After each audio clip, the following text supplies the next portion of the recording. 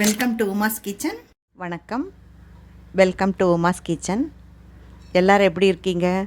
நல்லா இருப்பீங்கன்னு நினைக்கிறேன். உங்கள் எல்லாருக்காகவும் என்னுடைய ப்ரேயர் என்றைக்குமே இருக்கும். இன்றைக்கி என்ன ரெசிபி பார்க்கலான்னா, மட்டன் கோலா உருண்டை. அதாவது நம்ம எங்கள் ஊர்லெலாம் கைமா வடைன்னு சொல்லுவாங்க, இல்லை கீமா வடைன்னு சொல்லலாம். அவங்கவுங்க ஊர் பொறுத்து என்னென்ன சொல்லுவாங்கன்னு தெரியல. ஆனால் நாங்கள் இது கைமா வடை, அதாவது கீமா வடை, மட்டன் வடைன்னு சொல்லுவோம். அதை தான் பார்க்க போகிறோம். இது என்னோடய அம்மாவோட ரெசிபி. எங்கள் அம்மா இப்படி தான் பண்ணுவாங்க. அதுக்கு மட்டன் நான் ஒரு 1/4 கிலோ வாங்கி வச்சுருக்கேன். மட்டனாக வாங்கலை, கொத்துக்கறி உருண்டைன்னு கூட சொல்லுவாங்க. எங்கள் அம்மா கொத்துக்கறி உருண்டைன்னு தான் சொல்லுவாங்க. கீமா 1/4 கிலோ வாங்கி வச்சுருக்கேன். அதுக்கு கொஞ்சம் பூண்டு உரித்து வச்சுருக்கேன். இது இஞ்சி எங்கிட்ட அரைச்சதே இருந்ததுனால எடுத்துக்கிட்டேன். கொஞ்சம் சின்ன வெங்காயம் போட்டால் டேஸ்ட்டாக இருக்கும். பெரிய வெங்காயம் இருந்தால் 1 போட்டுக்கலாம். அப்புறம் கொஞ்சமாக குருமிளகு, ஒரு 5-6 குருமிளகு, கொஞ்சோண்டு கரம் மசாலா பவுட்ரு, அப்புறம் காரத்துக்கு தகுந்த மாதிரி தனி மிளகாப்பொடி கொஞ்சம், தனியாப்பொடி கொஞ்சம். இது தாளித்து அரைக்கிறதுக்கு பட்டை, கிராம்பு, ஏலக்காய், சோம்பு, கசகசா வச்சுருக்கேன். நிறைய பேர் கசகசா வைக்க மாட்டாங்க, ஆனால் நான் வச்சுருக்கேன். அப்புறம் இது பொட்டுக்கல்லையை பொடிச்சு வச்சுருக்கேன். அதாவது நல்லா காஞ்ச மிக்சியில் பொட்டுக்கல்லையை பொடிச்சு வச்சுக்கோங்க. சிலவங்கெல்லாம் கார்ன்ஃப்ளவரெல்லாம் போடுவாங்க, அதெல்லாம் வயிற்றுக்கு சரியாகாது. எங்கள் அம்மா பொட்டுக்கல்லை பொடி தான் போடுவாங்க. அதனால் இவ்வளவும் போட மாட்டேன். பொடிச்சு வச்சுருக்கேன். எவ்வளோ வேணுமோ அவ்வளோ எடுத்துக்கலாம். அப்புறம் அதை அரைக்கிறதுக்கு கொஞ்சமாக தேங்காய் வச்சுருக்கேன். இது கொத்தமல்லி பொடியை வெட்டி வச்சுருக்கேன். இனி நான் அந்த மட்டனை எப்படி கழுவுறதுன்னு காமிக்கிறேன். ஏன்னா நம்ம சாதாரணமாக மட்டனை ஒரு பாத்திரத்தில் போட்டு கழுவுனா நமக்கு அது கிடைக்காது. ஏன்னா இங்கே பாம்பேயில் கீமா நல்லா நைஸாக அரைச்சி கொடுப்பாங்க, பொடி பொடியாக மிஷினில். அது காமிக்கிறவாங்க பாருங்க. இந்த மாதிரி ஜாலியில் போட்டுட்டு இப்படி தண்ணி ஊற்றி நம்ம இப்படி அலாசினால போதும், இல்லைன்னா பூரா தண்ணியோடு போயிடும்.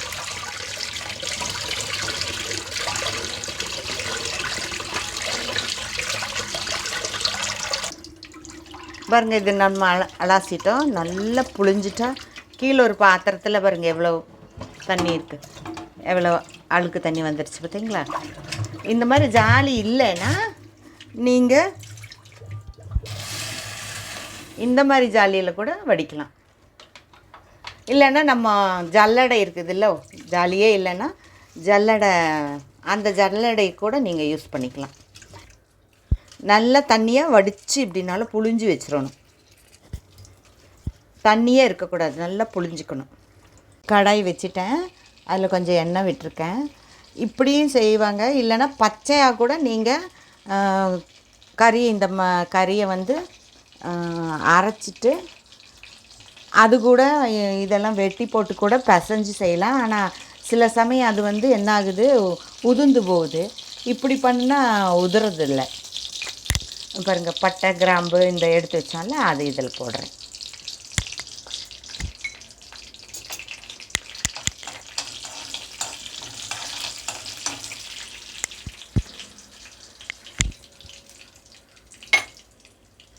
சும்மா வறுத்த போதும், ரொம்ப வறுக்கணும்னு இல்லை.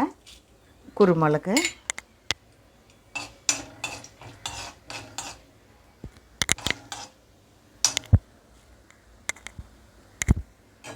பூண்டு போடுறேன், வெங்காயம்,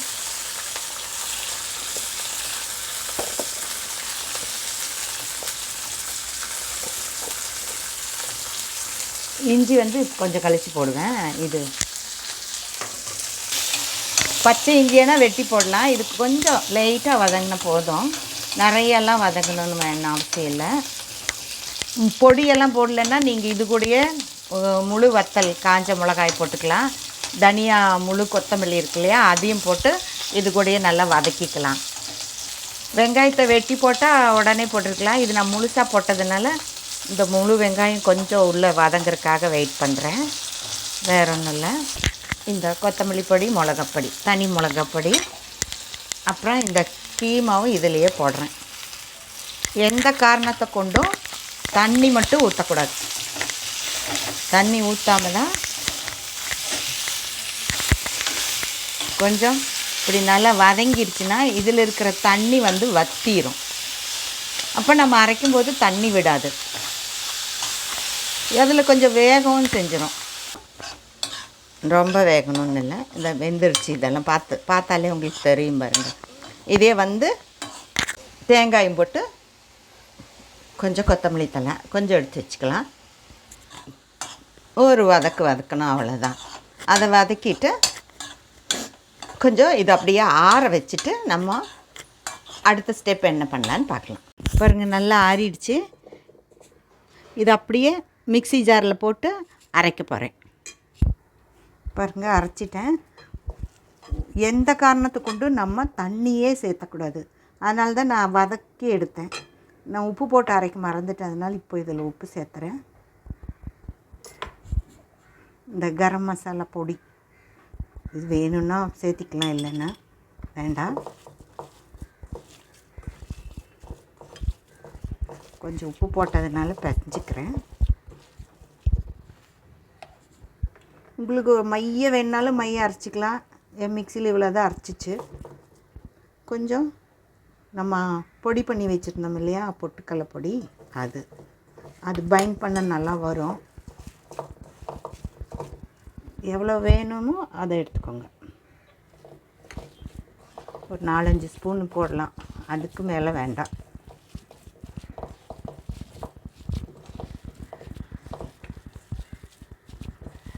இது வதக்காமல் கூட நம்ம அரைச்சி எடுக்கலாம் பச்சையாக.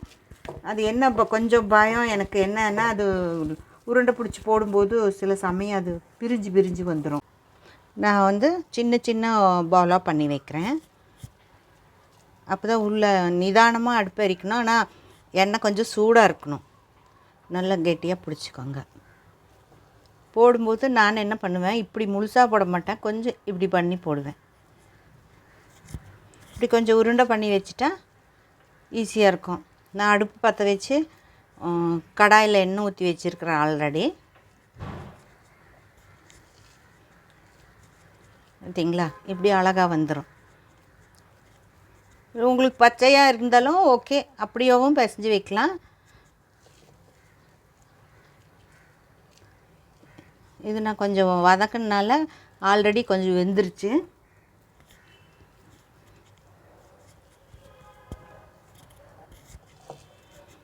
நம்ம இதில் கறி குழம்பு பண்ணி அதில் இந்த உருண்டை போட்டு அதுவும் செய்யலாம். இந்த மாதிரி மட்டன் கோலா உருண்டை குழம்புன்னு வச்சுக்கலாம். அது இன்னொரு வீடியோ போடுறேன் நான். இதே மாதிரி சேம் பண்ணிவிட்டு கறி குழம்புக்குள்ளே போட வேண்டியது தான். சூடாயிடுச்சு.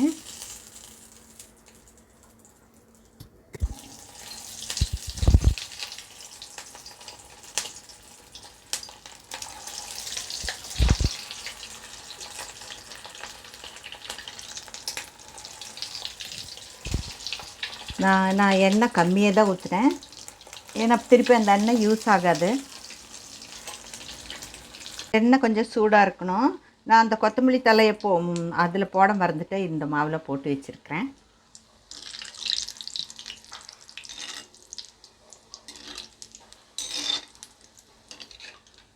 நிதானமாக திருப்பி போடணும், இல்லைன்னா உடஞ்சிரும். நீங்கள் எண்ணெய் தாராளமாக ஊற்றணுன்னா ஊற்றிக்கலாம், பிரச்சனை இல்லை. அடுத்தது மட்டன் குழம்பு வைக்கும்போது அதை யூஸ் பண்ணிக்கலாம்.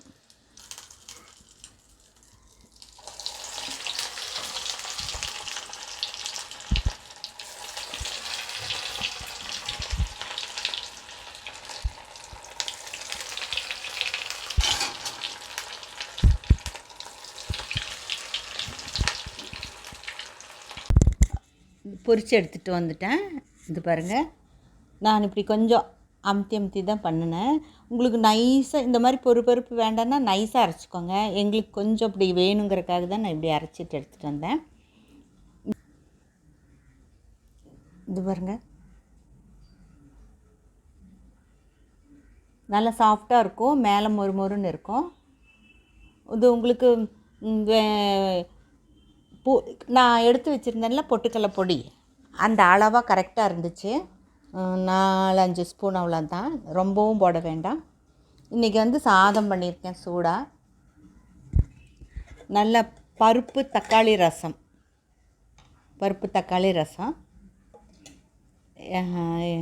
மட்டன் கீமா வடை, தயிர். இவ்வளோ தான் இன்றைக்கி எங்கள் வீட்டு சமையல். இந்த வீடியோ உங்களுக்கு பிடிச்சிருக்குன்னு நினைக்கிறேன். பிடிச்சிருந்தா லைக் பண்ணுங்கள், ஷேர் பண்ணுங்கள், சப்ஸ்கிரைப் பண்ணுங்கள். Okay, bye bye, take care.